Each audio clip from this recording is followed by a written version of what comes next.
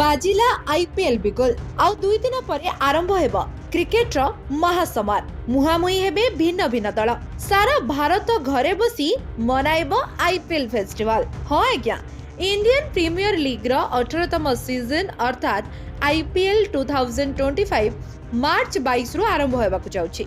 एथर mega नीलाम परे समस्त 10टी दल एक भिन्न मनोभाव देखा एवं 5टी दल नूतन अधिनायक सहित मैदान को ओह्लाइबे।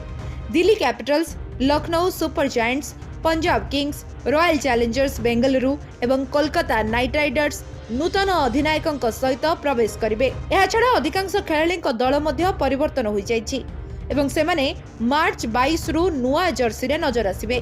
दिल्ली कैपिटल्स रो अक्षर पटेल नेतृत्व नेथिबा बेले सनराइजर्स हैदराबाद रे Pat Cummins, Royal Challengers Bengaluru बा आरसीबी रो नेतृत्व Rajat Patidar, Rajasthan Royals Sanju Samson, Punjab Kings Shreyas Iyer, Lucknow Super Giants Rishabh Pant, Mumbai Indians Hardik Pandya, Kolkata Knight Riders रे अजिंक्य रहांके नेतृत्व नेथिबा बेले गुजरात टाइटन्स रो शुभमन गिल एवं चेन्नई सुपर किंग्स रो अधिनायकत्व ऋतुराज गायकवाड नेछंती।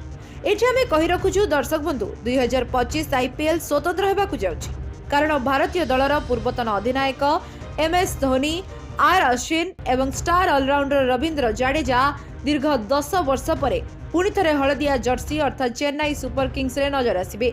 ए तीन जण एकाठी हेबा सहित दलर शक्ति वृद्धि पाइछि, कारण ए तीन जण अतीतरे बहु दिन धरी ए दलर अंश होई आसिछंती। 2015 रे दल उपरे लगा जायतिबा प्रतिबंधक कारणरू धोनी, जाडेजा एवं अश्विन को सीएसके रु अलग करा जायतिला। मैच फिक्सिंग पई सीएसके को 2016 एवं 2017 2 वर्ष पई प्रतिबंधक लगा जायतिला।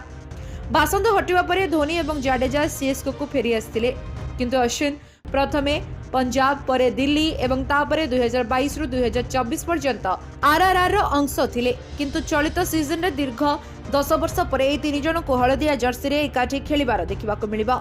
आईपीएल 2025 मार्च 22 संध्या 7:30 रु आरंभ हेबो एवं आईपीएल रो समस्त मैच 13टी शहर रे खेला जिवो।